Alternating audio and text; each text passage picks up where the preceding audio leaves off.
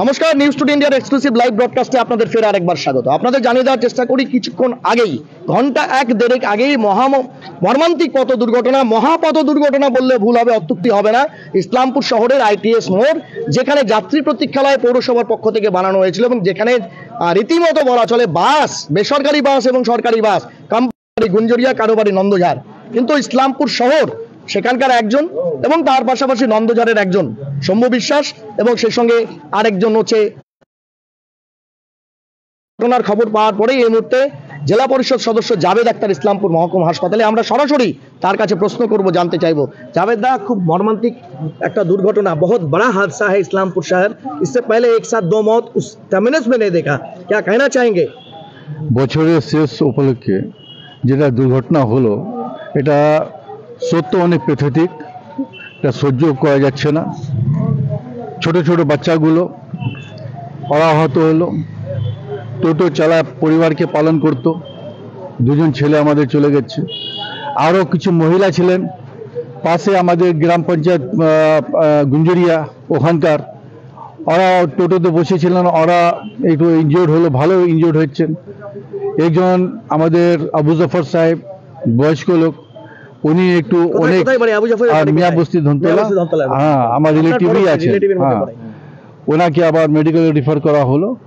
তো সঙ্গে সঙ্গে ছিল কি টাউনের ভিতরে হচ্ছে, NH এর উপরে হচ্ছে, সবাই কোঅপারেশন করে ওদেরকে যারা যা ইনজুরি হয়েছিল সবাইকে হসপিটালাইজ করা হলো। এখান থেকে সবাইকে যেখানে যেখানে পাঠানোর চেষ্টা করেছি, ডক্টরগুলো ইমিডিয়েট ওরা যে ট্রিটমেন্ট করার ফার্স্ট এড করে আবার রিফার করা হচ্ছে। কিন্তু যেরকম আমি আর দেখেছি এখানে টোটোর অবস্থা, তারপর যে প্রাইভেট বাসগুলো আছে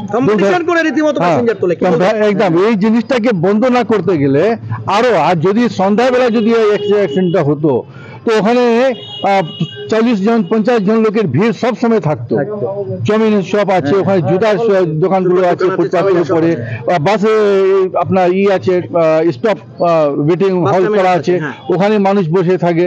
হ্যাঁ, অনেক বড় দুর্ঘটনা থেকে বেঁচে গেছি আপনি ই করেন, কিন্তু যে দুর্ঘটনাটা হচ্ছে এটা সহ্য করা যাচ্ছে না।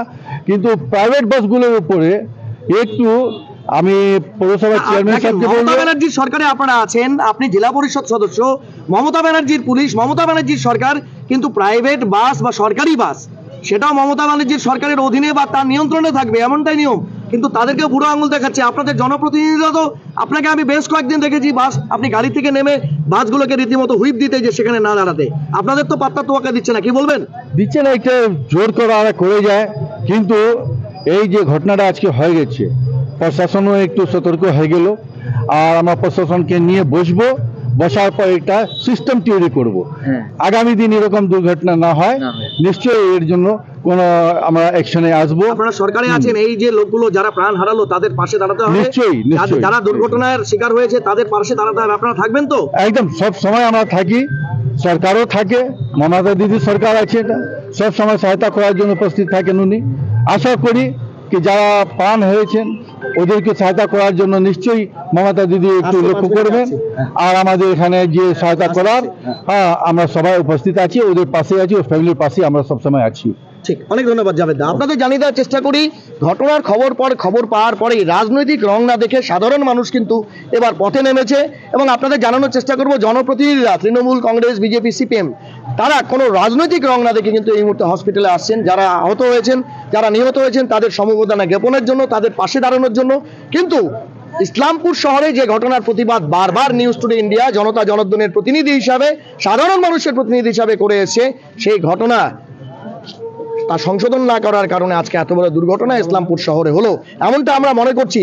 তাই ক্ষুব্ধ জনতা, সাধারণ মানুষ, তারা কিন্তু এবার পথে নেমেছে এবং সেখানে রাস্তা অবরোধ হয়েছে। আমরা অবশ্যই সেখান থেকে আপনাদের সরাসরি সেই লাইভ চিত্র দেখানোর চেষ্টা করব। জনপ্রতিনিধিদের বক্তব্য আমরা নেব, তাদের কাছে সরাসরি প্রশ্ন করব, চাচা ছোলা প্রশ্ন করব, কারণ শহরের এই সমস্যার সমাধান যদি অবিলম্বে করা না হয় তাহলে আগামী দিনে জনসংখ্যার জোয়ার তো বাড়বেই, দুর্ঘটনার বহরটাও বাড়বে।